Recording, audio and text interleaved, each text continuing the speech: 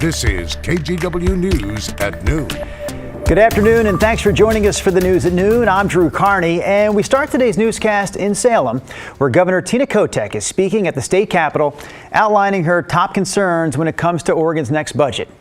Right now, state budget planning is in the second of three phases. State agencies already made their proposals. Now, the governor is weighing in with what she considers to be the top priorities when it comes to spending taxpayers' dollars. Governor Kotek wants to focus funding on three main issues. You see some of the issues right there on the screen. Housing and homelessness, mental health and addiction, and education are those top three areas.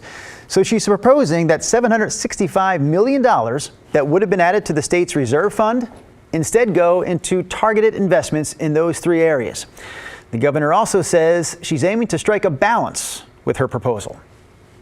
While my top priorities will be the focus of today's conversation, I want to emphasize that this proposal represents a balanced budget that includes investments in every agency to tackle other pressing issues across the state, enhancing our historic investment in the state's water supply, fixing the public defense crisis, supporting Main Street revitalization across rural Oregon, implementing essential climate change policies, and making college more affordable. The third phase of Oregon's budget planning comes when the budget is presented to state legislative committees for their review. The deadline to get the budget to the state legislature, by the way, is tomorrow, February 1st. Meanwhile, in Portland, the union representing hundreds of city workers is back at the bargaining table. They're having this discussion, of course, with the city, and the big issues continue to be pay, specifically a cap on cost of living increases. So if the two sides can't reach an agreement, 600 workers are poised to strike starting this Thursday.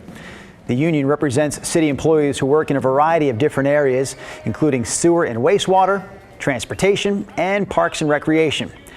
Last week, Mayor Ted Wheeler issued an emergency declaration which allows the city to use emergency money to hire replacement workers.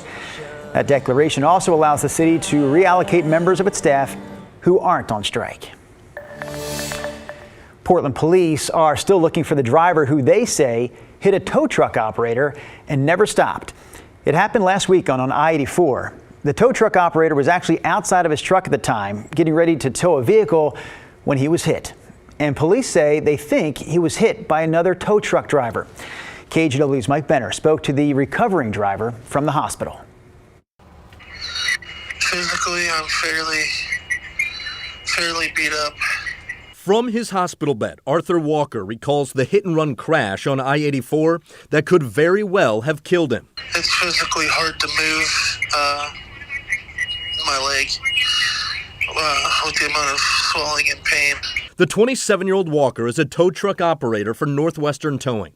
Around 6:45 Sunday morning, along I-84 westbound near Cesar Chavez, Walker was prepping a vehicle for tow when he saw another vehicle coming towards him. Just drifted closer and closer to me until they eventually hit me and threw me out into the lane.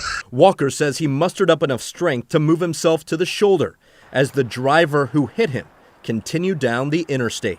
I don't know what type of person could just leave somebody on the side of the road like that. James Jerome is the operations manager at Northwestern Towing. He says what makes this crash so troubling is one specific detail about the suspect vehicle. Police say it's a tow truck. We don't think it was intentional, but you messed up. You made an accident. Own up to it. Jerome is using this opportunity to remind all drivers to slow down and move over if you see emergency vehicles, including tow trucks, on the side of the road. It is Oregon law, by the way. We don't want to bury our own. We don't want to bury anybody. We want to continue going home and continue doing what we do. Arthur Walker will get to do just that, having escaped the crash with only a broken arm and broken leg, among other injuries. It's not every day that someone in my industry gets half as lucky as I did. I'm Mike Benner for KGW News. Starting in March, the only birthing center in the Gresham area will close its doors. KGW's Catherine Cook spoke with current and former employees at Legacy Mount Hood Medical Center who say they're most concerned for patients in that area who are already struggling to access health care. Legacy Mount Hood Medical Center sits on Southeast Stark near 257th Drive in Gresham. on the outskirts of Troutdale. When its birth center closes March 17th, community advocates say many in this area will suffer. By email, Gresham City Council President Sue Piazza told KGW, "This is a huge loss and disappointment to our city. Today, Gresham is the 4th largest city in Oregon. We are the most diverse and have a large underserved population. Gresham and our neighboring cities of Sandy, Troutdale, Fairview, and Wood Village need Legacy Mount Hood to reconsider this decision." Legacy Health announced their decision to close Mount Hood's birth center on Monday. They said they're facing a concerning trend of financial losses in the aftermath of COVID-19, much like hospitals across the country. After months of researching options, hospital officials zeroed in on the Family Birth Center, which they said maintains a low volume of births with an unusually high-cost care model. Through September of last year, you can see Legacy Mount Hood delivered 562 babies. That's about 100 less than Legacy Good Sam and less than half the number of babies born at Legacy Emmanuel.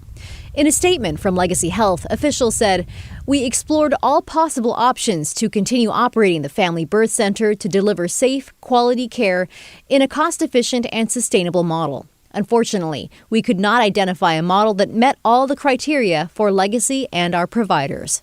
Catherine Cook, KGW News. All right, we'll take a break from the news headlines here to bring in Rodney Hill. Rod, what do you have going on behind you in the Weather Center? You know, still not a bad day. Remember, though, yesterday, remember Sunday? Oh, my goodness, the sky was perfectly clear. It was that beautiful deep blue color. We're not getting that today. But as I look out the window, which I can do to my left, I can see that here in downtown Portland, the high clouds that were fairly thick for a while are now starting to thin out. You can see on the satellite picture all this cloudiness doing what I call kind of spilling overhead, caught up in the northwesterly flow a lot. There's no moisture in any of it, and this afternoon the clouds could re-thicken at times, so maybe a little cat and mouse, but right now we're thinning out somewhat. Here's our this is the Chinook Winds Casino Resort camera in Lincoln City. They're doing what Portland's currently doing, and that's thinning out a little bit. Here's Stoller down in Wine Country, the family estate down there. Kind of mostly cloudy to partly sunny. It's a little bit of a brighter blue patch over the Dundee Hills. That's Domaine Serene Winery. Anyway, I don't see any change this afternoon. High clouds in the sky, thinning at times for partly sunny conditions. We're currently at 36. That's 1 degree warmer than we were at this time yesterday. 43 the high, 38 tonight. I am tracking the fact that tomorrow is the day that we say goodbye to the cold weather and start to warm up. That's in my 7-day forecast. All right, Rod, thanks for that update. One of our top national stories this afternoon is the ongoing investigation into the beating of Tyree Nichols by 5 Memphis police officers. Nichols wound up dying in the hospital, and now 2 more members of the Memphis police force have been relieved of their duties, and 3 EMTs have also been fired. NBC's Priscilla Thompson brings us the latest from Memphis.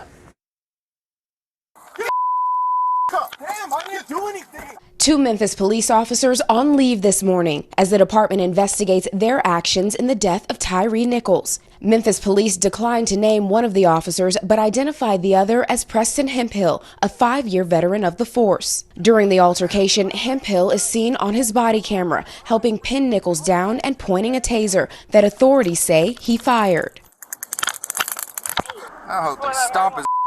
Lawyers for Nichols' family are now asking why Hemphill, who is white, has not been fired. He should be terminated like the other 5 black officers that were terminated. Hemphill's attorney says his client was never present at the second scene and is cooperating with officials in this investigation. In all, 7 Memphis police officers are off the job following the brutal beating, including the 5 ex-officers now charged with murder. The district attorney says more charges could follow. We will be looking at everybody. We're doing it in a thorough and fair manner. This comes as others who are on the scene are also facing disciplinary action. EMTs Robert Long and Jamichael Sandridge and Lieutenant Michelle Whitaker have all been fired. The Memphis Fire Department says an internal investigation found they violated numerous MDF policies and protocols, and that the 2 responding EMTs failed to conduct an adequate patient assessment of Nichols.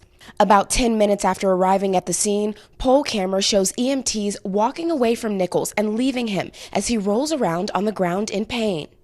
2 Shelby County Sheriff's deputies remain under investigation, a spokesperson confirms. They either failed him by using excessive force, they failed him by not intervening, they failed by not rendering aid.